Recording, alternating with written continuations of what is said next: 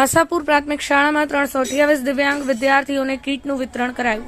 સમગ્ર શિક્ષાની કચેરી પાટણ અને એલ્મિકો ઉજ્જૈન આયોજિત દિવ્યાંગ વિદ્યાર્થીઓના એસેસમેન્ટ અને સાધન વિતરણ કેમ્પનું આયોજન આજ રોજ બીઆરસી ભવન પાટણ દ્વારા આશાપુર પ્રાથમિક શાળામાં કરવામાં આવ્યું હતું.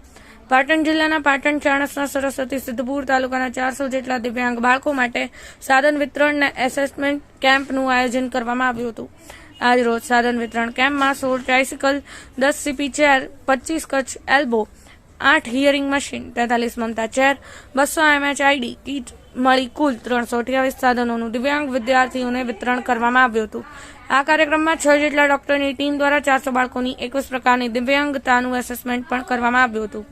આજના કાર્યક્રમમાં જિલ્લા પ્રોજેક્ટ ઓફિસર નરેન્દ્રસિંહ ચાવડા, તાલુકા પ્રાથમિક શિક્ષણાધિકારી પરમાભાઈ નાડોદા, પૂર્વ ઉપપ્રમુખ પ્રિતેશભાઈ પટેલ ઉપસ્થિત રહ્યા હતા. સમગ્ર કાર્યક્રમનું આયોજન જિલ્લા આઈડી કોઓર્ડિનેટર મધુબેન જાદવના માર્ગદર્શન હેઠળ ચારેય તાલુકાના 28 દિવ્યાંગ શિક્ષકો સાથે આશાપુર પ્રાથમિક શાળામાં આચાર્ય પ્રહલાદભાઈ પ્રજાપતિ, બીઆરસી કોઓર્ડિનેટર મીનાબેન પટેલ સહિત શાળાનો સ્ટાફગણ ઉપસ્થિત રહ્યો હતો.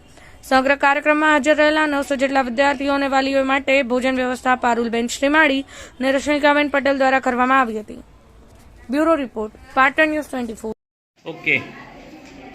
આજ રોજ સમગ્ર શિક્ષા ગુજરાત જિલ્લા પ્રોજેક્ટ કચેરી પાટણ અને બીઆરસી ભવન પાટણ તથા એલિમ્કોના ઉજ્જૈનના સહયોગથી આજે દિવ્યાંગ બાળકો માટે એસેસમેન્ટ અને સાધન સહાય વિતરણ કેમ્પનું આયોજન કરવામાં આવ્યું છે. આજે પાટણ આશાપુર પ્રાથમિક શાળામાં કેમ્પનું આયોજન થયું છે. એમાં 4 તાલુકાના દિવ્યાંગ બાળકો છે એ ભાગ લેનાર છે. પાટણ, સરસ્વતી, સિદ્ધપુર અને ચાણસ્મા. એના કુલ મળીને ટોટલ 400થી વધારે દિવ્યાંગ બાળકો આજે કેમ્પમાં હાજર રહેશે અને તમામ એમાંથી 328 બાળકોને આજે સાધન સહાય આપવામાં આવનાર છે. અને એ સિવાયના બાળકોનું એસેસમેન્ટ થયા પછી એ લોકોને સાધનનું ડૉક્ટર દ્વારા એને સજેસ્ટ કરવામાં આવશે અને ત્યારબાદ સાધનો તૈયાર થયેથી બાળકોને સાધનો પૂરા પાડવામાં આવશે. કોણ કોણ હાજર હતું કાર્યક્રમમાં?